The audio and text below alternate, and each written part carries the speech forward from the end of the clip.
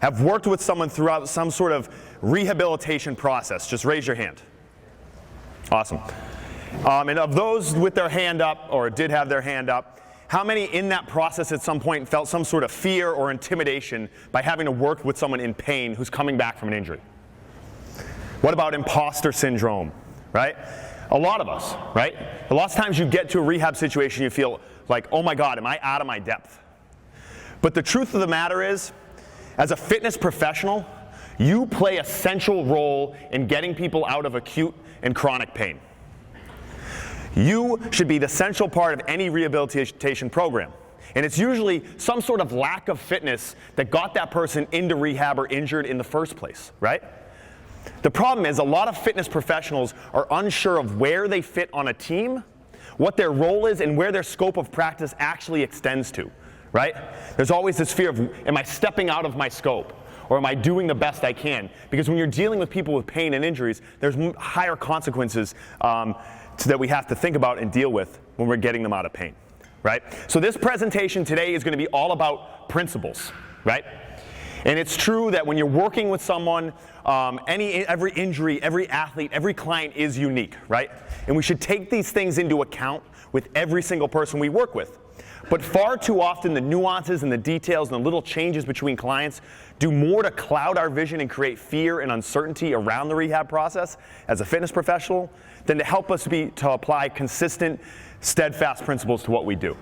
Because the principles for training and the principles for rehabilitation for someone who injured are the same exact thing, right?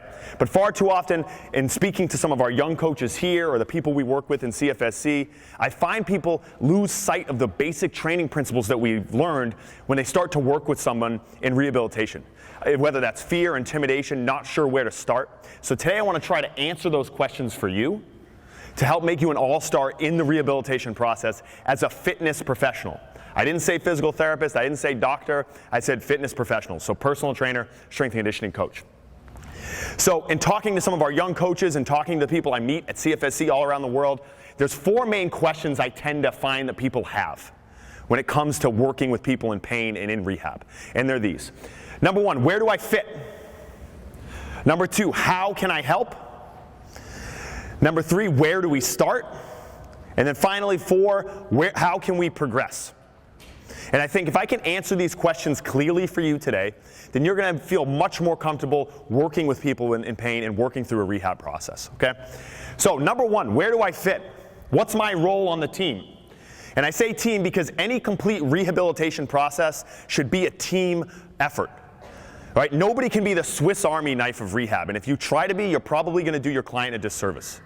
We can't all do this alone. We need to work together. So any good rehabilitation team should be complete with a doctor, physical therapist, if they're an athlete, a sport coach, the family, and the people around them every single day, and you.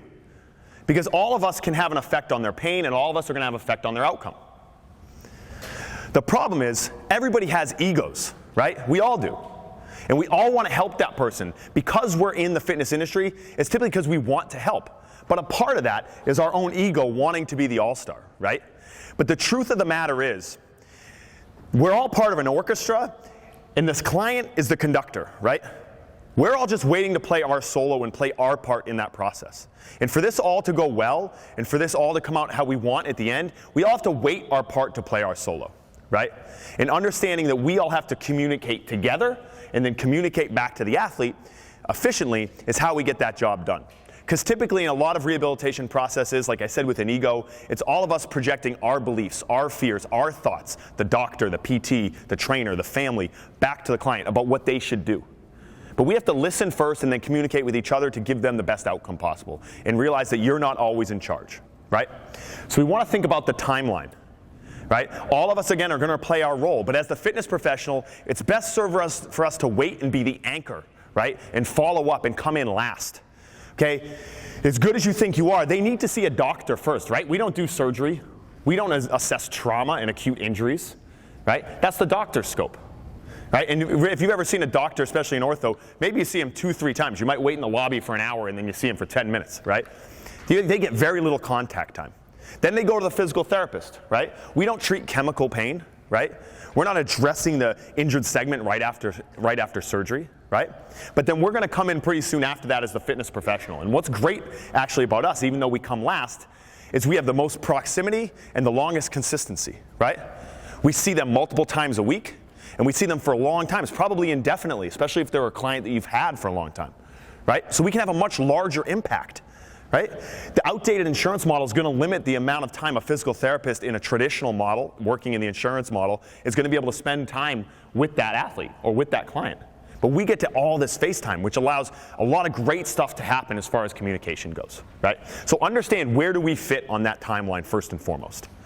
Okay, so now more than ever in the fitness industry and the rehab industry, we're starting to see the lines blur between what makes a physical therapist and what makes a strength coach, right? You're seeing all these fitness and strength conditioning courses that are being marketed to fix movement, right? Or to help restore movement or posture and things like that, right? And then you're seeing all these physical therapists who are starting to pick up these roles and understand the roles of a strength coach and encouraging people to lift weights. And all of these things are awesome, they're really good, but they blur the lines of scope for some fitness professionals, and it can lead to problems, right? Especially with injuries in rehab, if we operate outside of our scope consistently, we could get ourselves in a lot of trouble, right? And what I like to do is try to define the difference, because some of these words tend to blend together, and we tend to think we're doing one when we should be doing the other, right? Physical therapists diagnose, or doctors diagnose, right? This is the injured segment, this is the injury you have, and this is probably the mechanism that might have caused this, right? As trainers and coaches, we assess, right? An assessment is looking at everything away from the injured segment, right? So if I came in with a knee injury, you're looking at the other leg, you're looking at the hips, you're looking at my core stability, my aerobic endurance. All of these things could affect my pain sensation and my function here. Right? Our job is to work outside of the circle in the Venn diagram, away from that injury, right? And that's what we're trying to affect. You think about a physical therapist, they provide treatment, they address that injured segment directly, right? They work on that chemical pain, they work on getting that joint, that range of motion back in that ACL following surgery. We provide training, again, we work on everything else, right? We try to get their hips stronger following that ACL injury. We work on getting their core stability back and getting their aerobic endurance back so there's less drop-off for them to return to sport, right? Doctors, physical therapists, they provide prescriptions, right? Whether it's drugs, whether it's homework exercises, things like that. We provide guidance. I like to think that we're like shepherds. We take these clients and we try to build some autonomy with them. We teach them how to train, hopefully to start to build these habits on their own, right? So slight differences, but it's a really big difference in how we affect and communicate and work with that client. Okay? So you might think, okay, you can't diagnose, you can't treat, you can't work on that injured segment. What can we actually do as trainers? And the answer is a lot. Again, we have all this time to work with these people, right? So on this page, if you look at the top left, right? I just wanted to use this fancy pointer. This is a diagram I steal from Bill Knowles and use in pretty much every presentation, right? And this is ideally what the situation should be when someone's injured, but in the athlete's mind, they always see the inverse of this, right? Their injury is all consuming. It's all they think about. Every training session in their mind should be focused on that injury, right?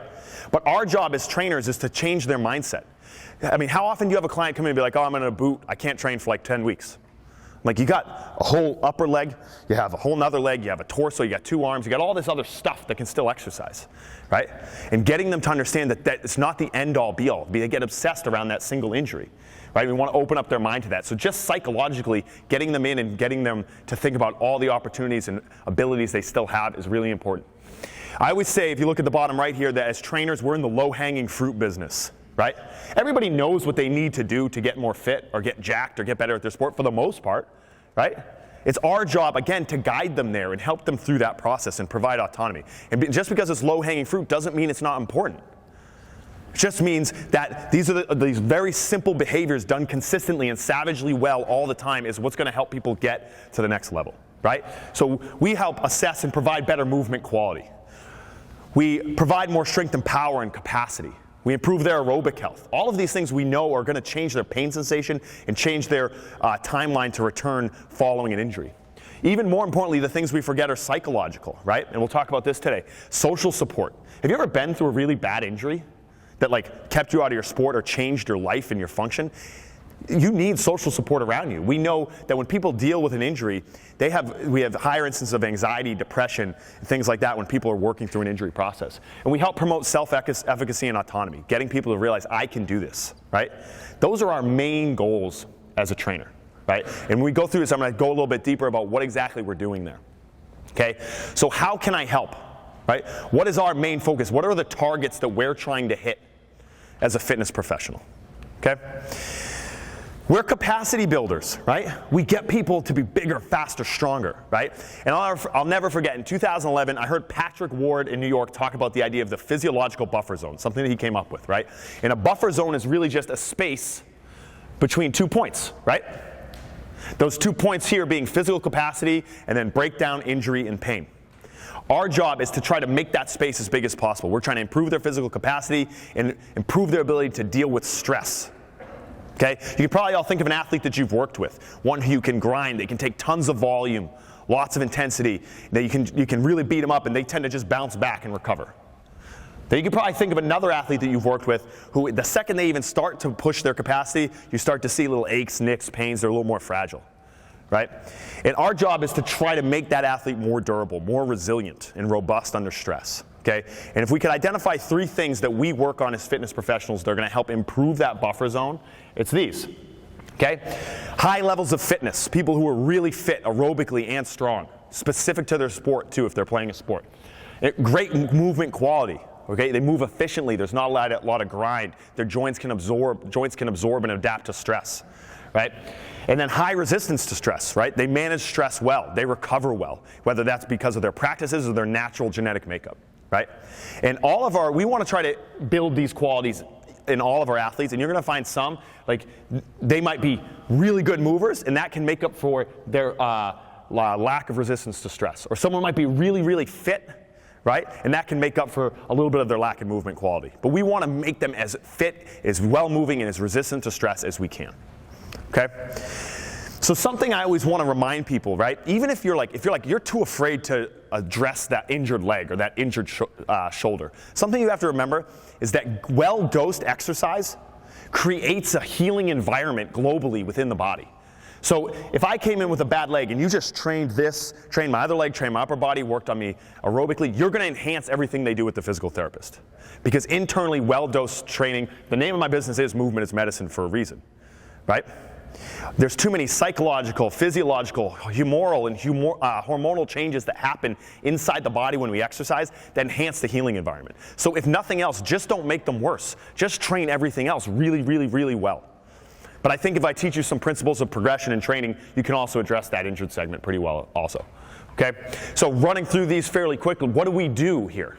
What is our focus? What should we look at when we're working with people in rehab? Okay? Movement quality. By addressing respiration strategies and tissue extensibility, we can take away compensatory strategies that might have got them injured in the first place, right? And we can improve their joint health, limiting the wear and tear that happens from sports and consistent movement, right? We're movement quality people. I think most people in here could teach someone how to move a little bit better, teach them how to breathe a little bit better, get their hips a little more mobile, get their shoulders a little bit more mobile. Again, even away from the segment from injury, because if they weren't moving well at that hip, maybe that's why that knee happened. If they weren't moving well at that ankle, maybe that's why that knee happened, right? Dynamic movement skills, things like jumping, hopping, skipping, bounding, ladders, all that stuff we do in the warm-up, right? All that stuff, it sets the tone, starts to rebuild that athleticism that maybe that athlete lost in their downtime following that injury, right? By working on rate of force development, we can help get that athlete back explosively to where they were before the injury, right? Because we know the biggest risk factor for a future injury is a past injury, and it's usually because of the detraining effect that happened. Maybe for an older adult client, doing things like jumping, skipping, bounding can help them put more power into the ground when they walk, so we limit the chance of an accidental fall. Because we know that's the number one reason for accidental falls as people get older, is loss of lower limb extensor power, right? So if they get injured, that might put them at risk for a future injury, right? So we're not just fixing that injury, we're trying to prevent this from causing a future one.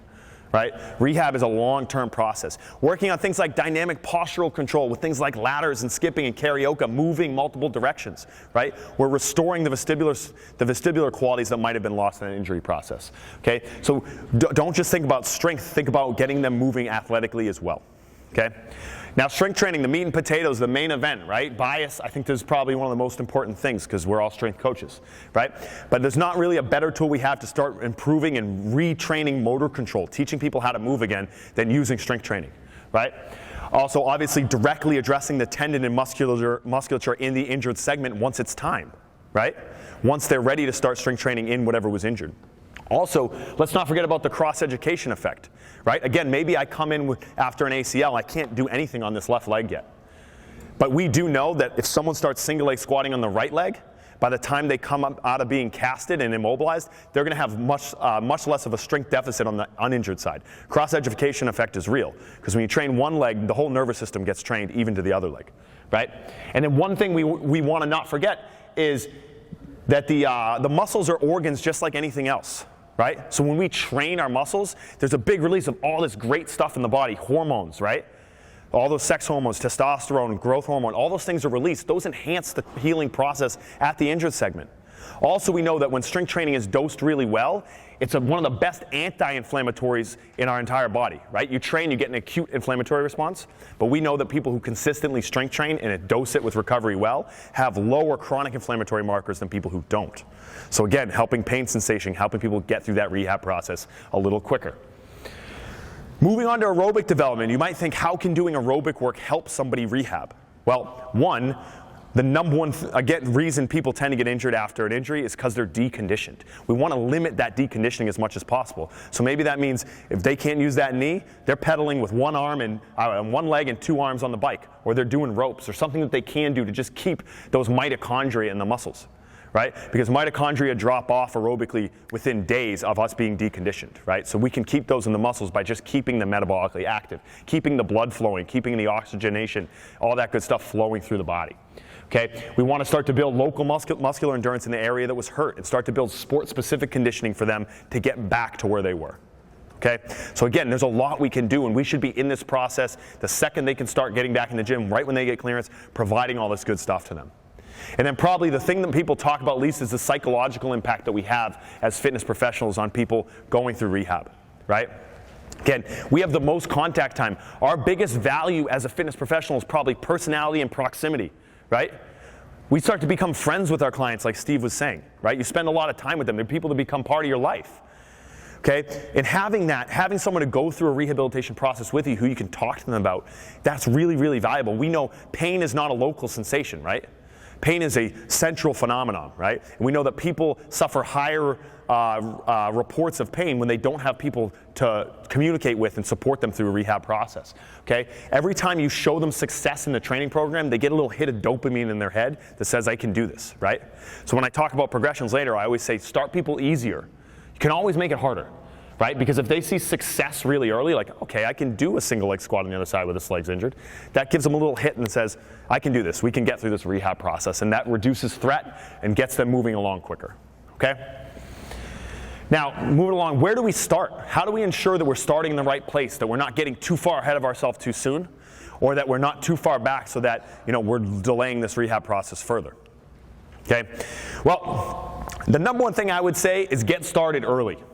And the research around training and workloads and injury tends to support that, right? We have things like peaks and valleys, right? Peaks being huge spikes in workload, volume, and intensity. And then valleys being huge drops. What happens when we first get injured? We don't do anything, right? Well, the research tends to indicate if we can limit these big changes, then we can limit future injury risk. Okay? Tim Gavitt's research researches a lot about workloads and injury. And they find spikes in acute to chronic workload greater than 1.5 tend to leave people at higher injury risk, right? So if we can limit that valley and get people in sooner, even just doing things away from the segment, we're keeping their fitness up. Okay, so again, we want them to get some sort of clearance from a doctor. We want them to see a PT. But develop great communication between all those professionals, and then you can figure out the best way to get that athlete training again. Okay, and I keep saying athlete, but the word's interchangeable with client. It doesn't have to be a competitive athlete. Okay, so realize if you're just personal training people and you're not working with competitive athletes, these rules don't change, right? So number one, we want to go through a needs evaluation or an assessment, right? And Steve spoke about this briefly. The number one thing we want to do is take red and yellow flags off the board.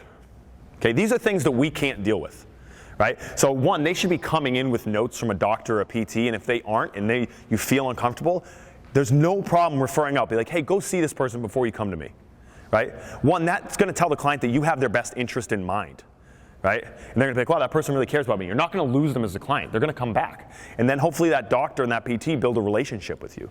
I always say the best thing you can do proactively as a fitness professional is go build your own network. The phrase, your network is your net worth, is 100% true in fitness and in rehabilitation.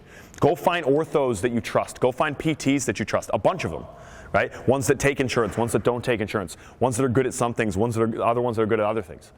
Go find nutritionists, people, everyone, so you can build a network. You can quarterback your client the direction you want, right? So when it comes to looking at red and yellow flags, things like red flags, neurological pain, numbness, weakness, those are all neurological signs. Go get that person to a health professional and then take them back when they're ready. We want to make sure we're taking care of their health first. Yellow flags, things like pain that's worsening after training, right?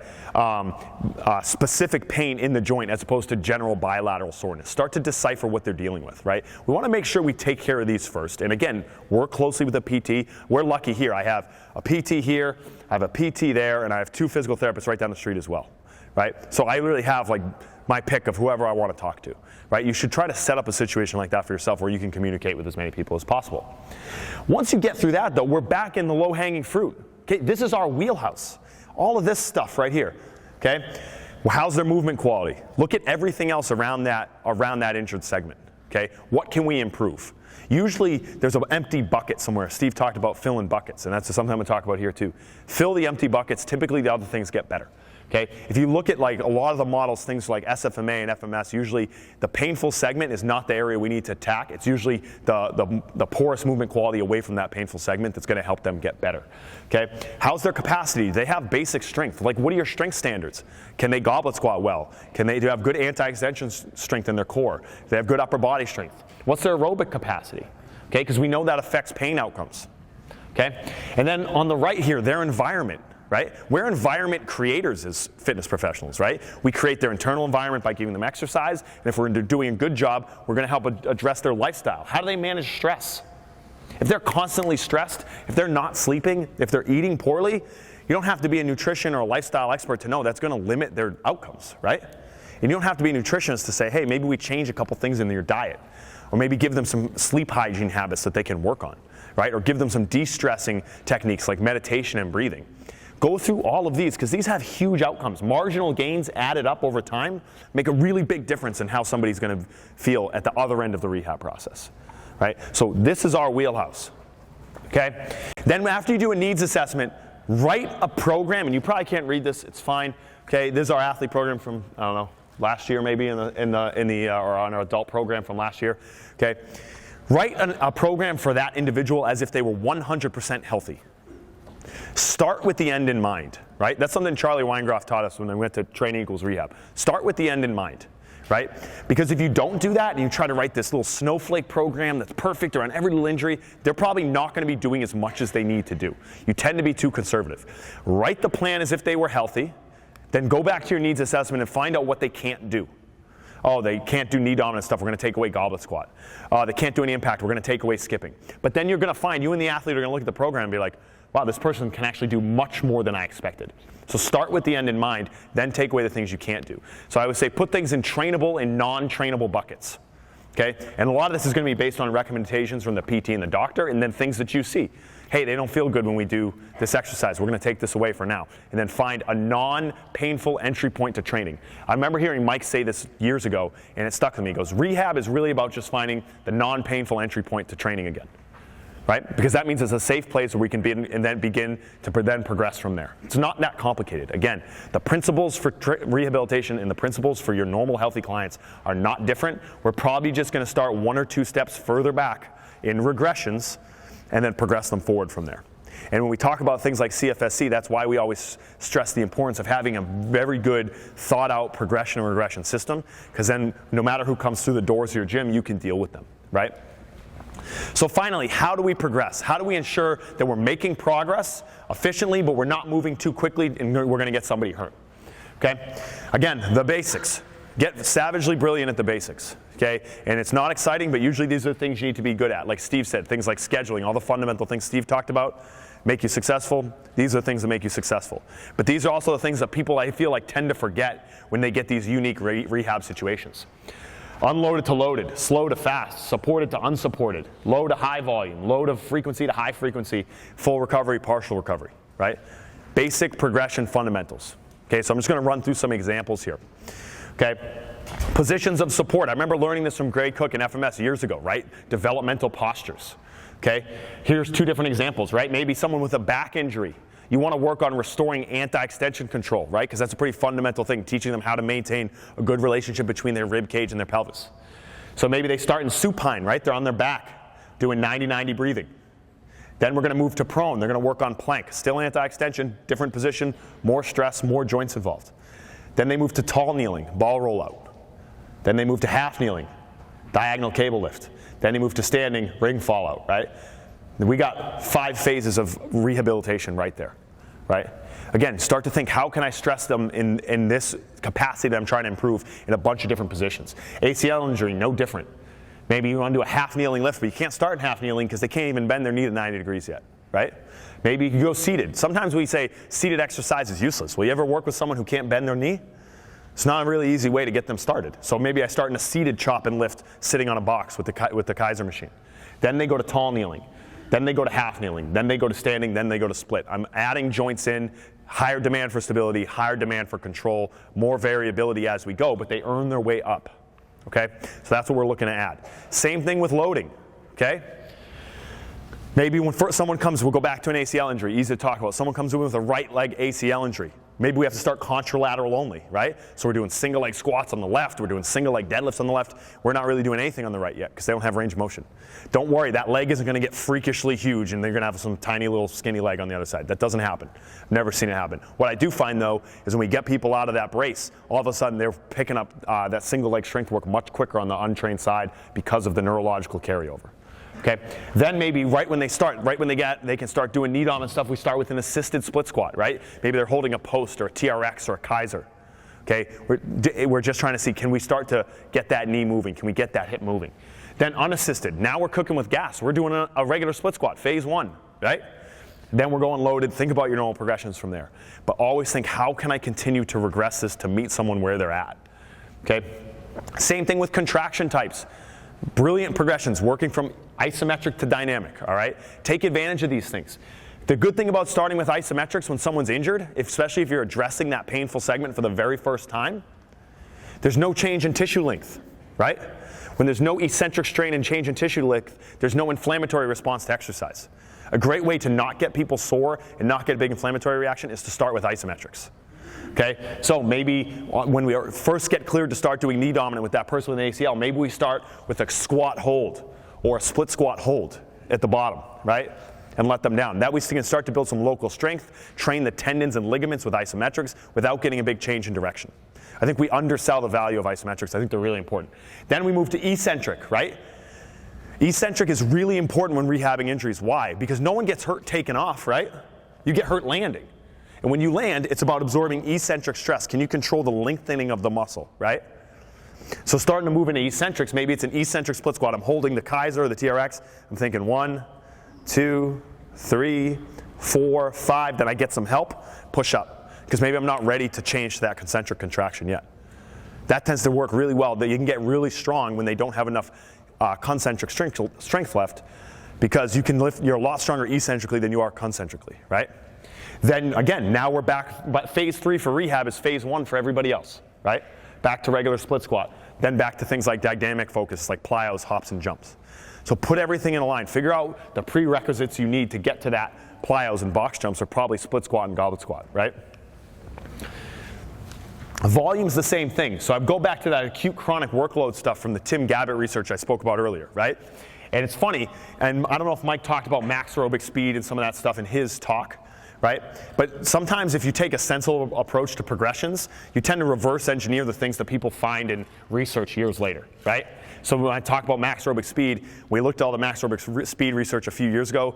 We found the times we were asking people to run on shuttles, 150s and 300s, when we looked at the max aerobic speed research, we were running the same speeds without even tracking it, right? Just because empirically we got there by doing enough practical research every single day. The same thing with progressing people in volume. In the research, they found the sweet spot for progressing someone week to week from rehab was an acute chronic workload ratio of 1.5, meaning the stuff they do today versus the stuff they had been doing previously, when you make that ratio, it should be 1.5. Anything much higher than that is going to be probably putting them at risk for injury, and anything too much lower than that is going to slow their return from rehab, right?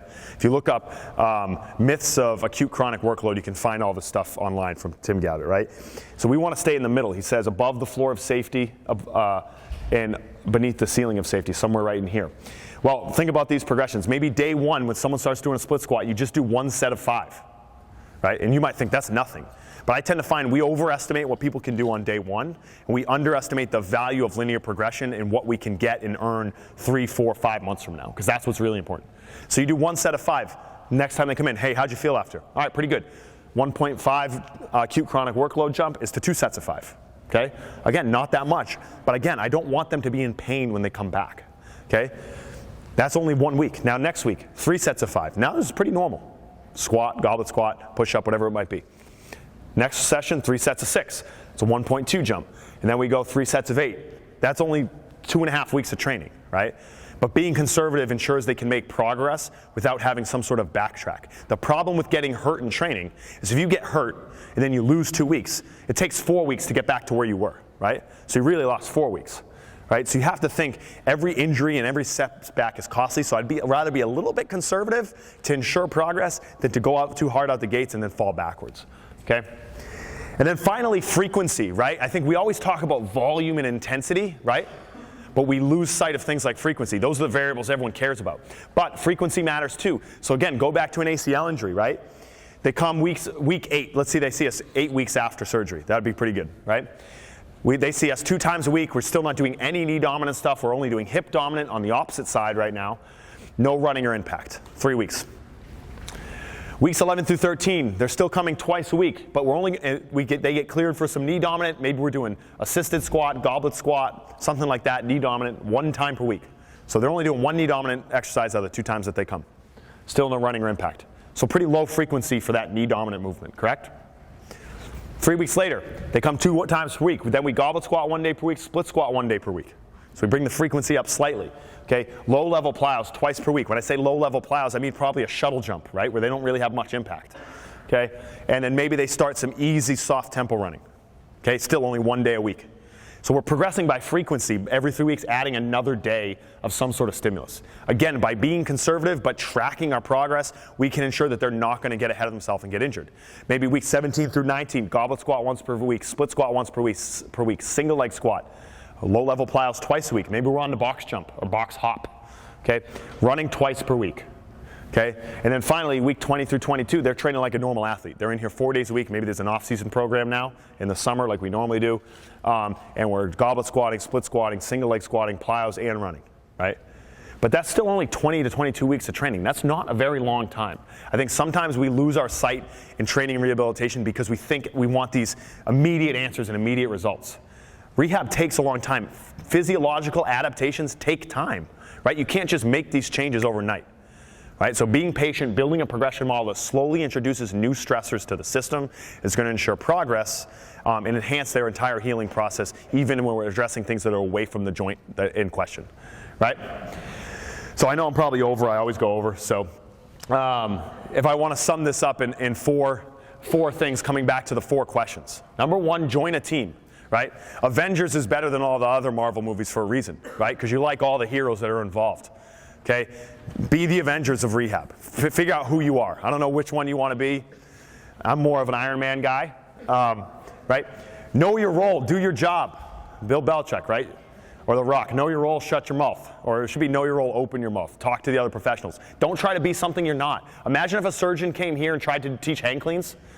Yeah, exactly. You'd laugh. Don't go try to be a doctor. Don't try to be a PT. Be really good at what you do, and you won't have to worry about money, and you're going to be helping people for a very long time. Stay in your scope. No pain equals no pain. Doctors deal with pain. Physical therapists deal with pain. We're trying to avoid dealing with pain. We're trying to look for non-painful entry points to training and enhance people from there. People don't come here to feel hurt. They come here to feel better, right? And then finally, don't forget your basic training principles. Principles are principles for a reason. They're unwavering and they don't change. Okay? Just find a non-painful entry point to training, focus on the principles to make them better, and you're going to have a really successful career, and your clients are going to get better much quicker and be happier with you for a long time. Okay? So thank you all very much. I appreciate your time.